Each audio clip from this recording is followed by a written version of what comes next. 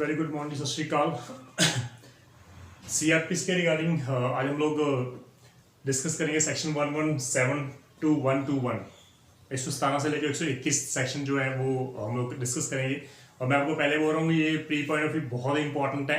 Main point of view बहुत rare chance है कभी आ जाए तो वो अलग बात है, लेकिन प्री पॉइंट ऑफ व्यू बहुत इंपॉर्टेंट है। हमेशा पेपर्स में इस चैप्टर के regarding number of question put किए जाते हैं। तो 106 ऑनवर्ड्स अप टू सेक्शन 124 तक नंबर ऑफ क्वेश्चंस जो है वो रिपीट हो रहे हैं प्री पॉइंट ऑफ व्यू। तो हम लोग बात कर रहे हैं 117 के रिगार्डिंग।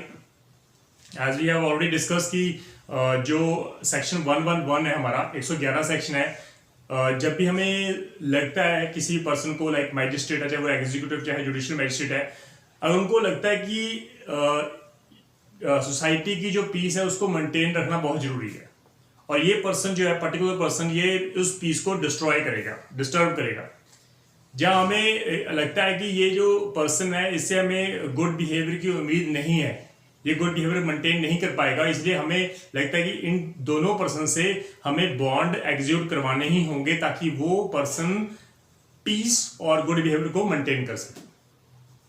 तो उसके रिगार्डिंग वो सबसे पहले शो कोज नोटिस जो है वो इशू करते हैं अंडर सेक्शन 111 के रिगार्डिंग, 111 सेक्शन के रिगार्डिंग इनिशियल में।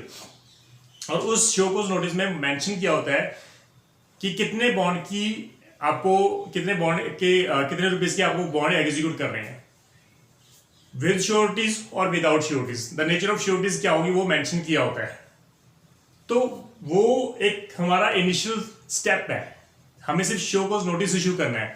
शो कोज नोटिस इशू करने के बाद जो पर्टिकुलर मैजिस्ट्रेट होगा जिसने वो शो कोज नोटिस इशू किया है, ऑर्डर किया है, वो पर्टिकुलर मैजिस्ट्रेट अंडर सेक्शन 116 के अंदर इंक्वायरी कंडक्ट करेगा, जो हमने प्रीवियस लेक्चर में हमने कवर किया है। तो जब वो इंक्वायरी कंप्लीट करेगा और कंप्लीट करने के बाद जब वो कंक्लूजन पे आ गया तो 117 जो सेक्शन है वो अप्लाई होगा, दैट इज फाइनल ऑर्डर। यहां पे वर्ड लिखा है order to give security, that means जो कंक्लूजन है इंक्वायरी का वो क्या है कि यस इन पर्सन से एग्जीक्यूट बॉन्ड करवाना बहुत ही अनिवार्य है, जरूरी है।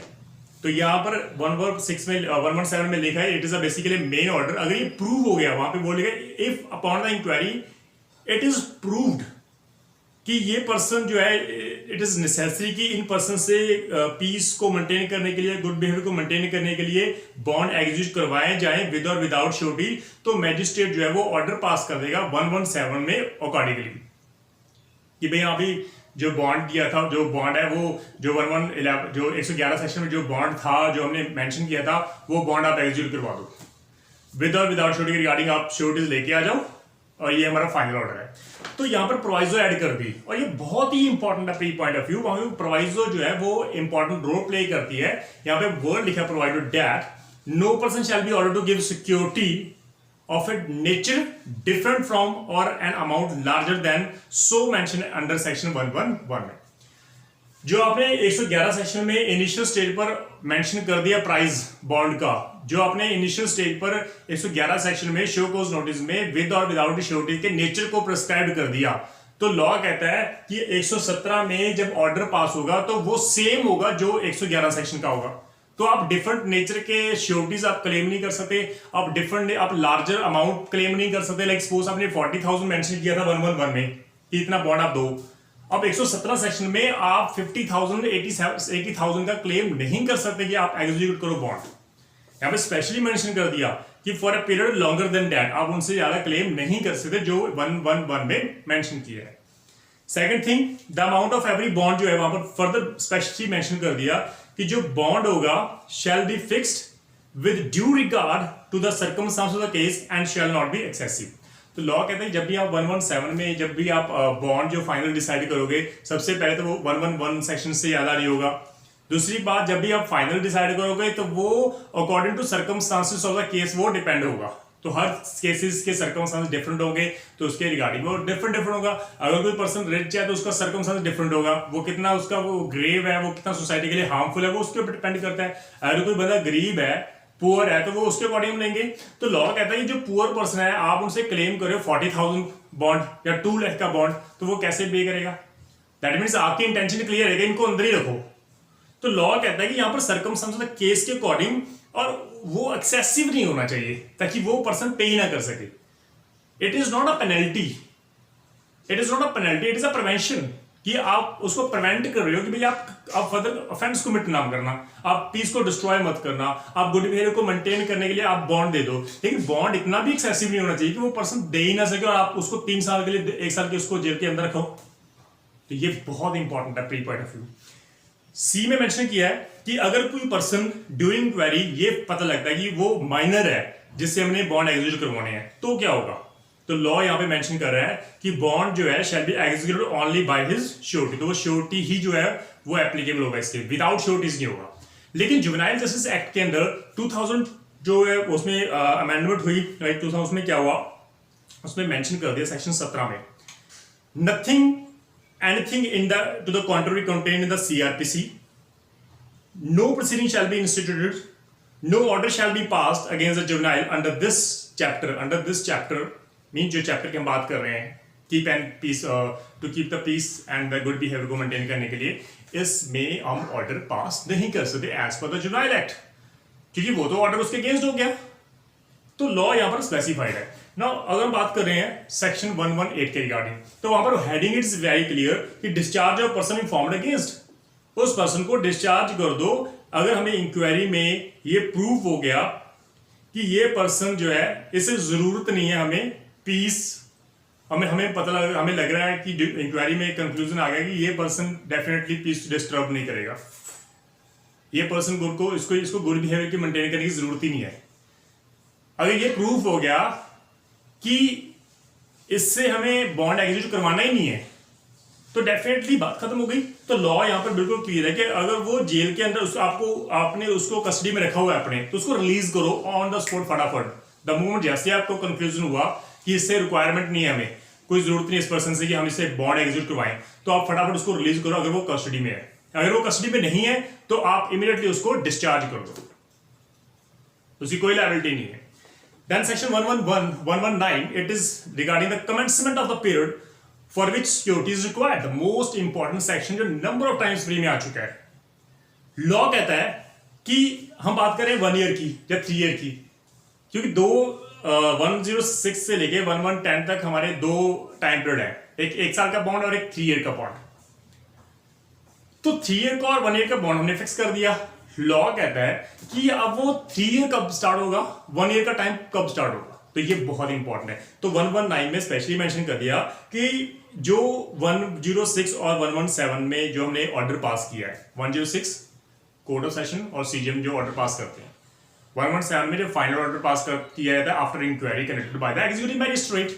तो अगर वो ऑर्डर पास किया जाता है तो वो अगर पर्सन ऑलरेडी जेल में है, यहाँ पे वर्ड लिखा है, उसको ऑलरेडी सेंटेंस हो चुकी है. लाइक 106 में जब सेंटेंस देती है जज, जो सेशन जज है वो CJM, जब वो सेंटेंस देते हैं तो उसी समय उसे बॉन्ड ले लेते हैं. तो लॉ कहता है कि वो जो बॉन्ड है वो कब स्टार्ट होगा. ऑब्वियसली जब उसका टाइम, जब उसकी कन्विक्शन खत्म होगी उसके बाद ही स्टार्ट होगा, क्योंकि सोसाइटी में जब वो जाएगा तभी हम पीस के रिगार्डिंग, गुड बिहेवियर के रिगार्डिंग उससे हम ले सकते हैं बॉन्ड. तो लॉ कहता है जब हमने बॉन्ड ले लिया, अगर वो ऑलरेडी जेल में है, जब उसकी कन्विक्शन खत्म होगी तो इमीडिएटली उसका अपना टाइम स्टार्ट हो जाएगा. कौन सा टाइम, जो हमने 1 ईयर का 3 ईयर का मेंशन किया है. Second thing, in other cases the time period shall commence on the date of such order under the magistrate. दूसरे केसेस में अगर वो जेल में नहीं है तो जो मैजिस्ट्रेट ने जब ऑर्डर दिया 117 सेक्शन में, जब ऑर्डर फाइनल कर दिया उसी दिन से वो टाइम पीरियड उसके अगेंस्ट स्टार्ट हो जाएगा, 1 ईयर का और 3 ईयर का. लेकिन अगर मैजिस्ट्रेट चाहे तो वो डिफरेंट डेट भी फिक्स कर सकता है. लाइक वो अगर वो चाहे कि हाँ भैया मैंने आज फाइनल ऑर्डर कर दिया, लेकिन आपका जो 1 ईयर है वो आगे जो जून से स्टार्ट होगा, तो वो डेफिनेटली जून से स्टार्ट होगा. तो ये 2 सर्कमस्टांसेस हैं. अगर वो जेल में है तो जब वो जेल से बाहर आएगा तभी वो टाइम पीरियड स्टार्ट होगा. लेकिन दूसरा मेन इंपॉर्टेंट, जब वो अगर वो जेल में नहीं है तो जब वो ऑर्डर पास कर रहा है एग्जीक्यूटिव मैजिस्ट्रेट तो इमीडिएटली उसका टाइम पीरियड स्टार्ट हो जाएगा. लेकिन अगर डिफरेंट एक्सेप्शन ये है कि अगर वो मैजिस्ट्रेट चाहे तो डिफरेंट डेट भी वो कमेंसमेंट की डिसाइड कर सकता है. देन सेक्शन 120 के रिगार्डिंग कंटेंट ऑफ बॉन्ड की बात की गई है. तो बॉन्ड जो भी are to be executed by any such person shall bind him to keep the peace and good behaviour. जब भी कोई पर्सन बॉन्ड देता है तो वो अपने आप को ये बाउंड कर देता है कि मैं गुड बिहेवियर को मेंटेन करूंगा और सोसाइटी की पीस को मेंटेन करने की जिम्मेवारी लेता हूं। And in the latter case good behaviour के रिगार्डिंग द कमीशन और अटेम्प्ट टू कमीशन, वहां पे वर्ड लिखा है, अगर आपने बॉन्ड दे दिया और जिस पर्पस के लिए आपसे बॉन्ड लिया गया है आप वो ऑफेंस को अटेम्प्ट करने की कोशिश करते हो, अबैटमेंट करने की कोशिश कमिट करते हो, तो लॉ कहता है कि आपने बॉन्ड की ब्रीच कर दी और आपको इमीडिएटली अरेस्ट किया जा सकता है और आपके बॉन्ड जो है वो फॉरफिट किए जा सकते हैं। 121 सेक्शन ये कह रहा है power to reject sureties, most important pre point of view, power to reject sureties. जो हमने श्योरिटीज ले लिए हैं, अगर हमें पता लगा कि ये श्योरिटी है जो अनफिट है as per clause 1 is concern, अगर हमें पता लगा कि जो श्योरिटी दिए हैं जो देने वाला है वो अनफिट है for the purpose of the bond, तो डेफिनेटली हम उसे वो लेंगे। तो प्रोवाइडली क्या किया है, बिफोर रिफ्यूजिंग टू एक्सेप्ट और रिजेक्टिंग सच श्योरिटी, लॉ कहता है कि जो मैजिस्ट्रेट है वो उस श्योरिटी को रिफ्यूज करने की बजाय, लाइक अगर वो उसको लगता है कि वो अनफिट है वो उसको रिजेक्ट करेगा, उसकी श्योरिटी या उसको रिफ्यूज कर देगा, हमें ये श्योरिटी नहीं चाहिए, तो he shall, that means magistrate shall either himself hold an inquiry, वो सबसे पहले अपनी इंक्वायरी कंडक्ट करेगा। In regarding what? In regarding to came to know to find out that whether actually the surety is unfit or not. अगर उसको लगता है कि अनफिट है तो उसको सबसे पहले वो श्योरिटी जो है वो श्योरिटी के रिगार्डिंग इंक्वायरी कंडक्ट करेगा और अगर वो उसको लगता है कि हाँ भी फर्दर एविडेंस चाहिए तो वो एविडेंस भी कलेक्ट करेगा to know the nature of the surety whether he is fit और not fit. Subclause 2 says the magistrate shall after holding the inquiry और giving reasonable notice to surety, वो surety को notice भी देगा और inquiry भी conduct करेगा और फर्दर वहां पे बोलेगा and to the person by whom surety was offered, तो उसको पर्सन को भी कॉल किया जाएगा जिसके यहाँ पे वो श्योरिटी वो अपनी श्योरिटी दे रहा है। And shall in making such inquiry record the substance of the evidence, तो उसके बाद जो मैजिस्ट्रेट है वो अपने आप फर्दर एविडेंस भी वो रिकॉर्ड करेगा ताकि ये फाइंड आउट हो सके कि वो एक्चुअल में जो श्योरिटी है वो फिट है या नहीं है। ये नहीं कि आप अपनी तरफ से अनफिट कर दो, you have to conduct the inquiry for that purpose.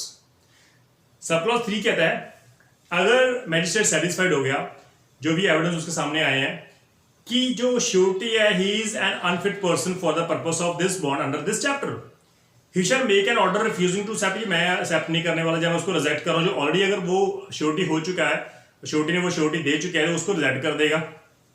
And such surety and regarding his reason for so doing, तो वो अपना जो मैजिस्ट्रेट है वो स्पेशल रीजन भी रिकॉर्ड करेगा, ये बहुत इंपॉर्टेंट है।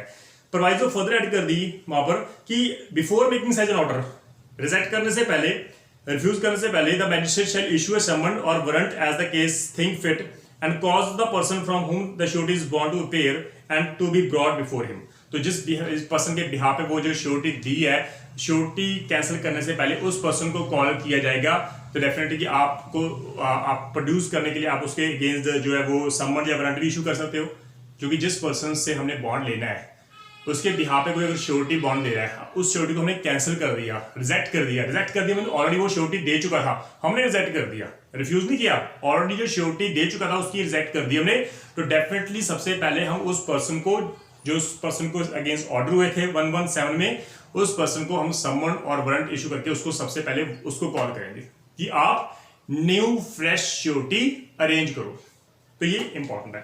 तो this is all about section 121 उसके रिगार्डिंग, क्योंकि pre point is very important, उसको प्लीज आप ध्यान में रखना।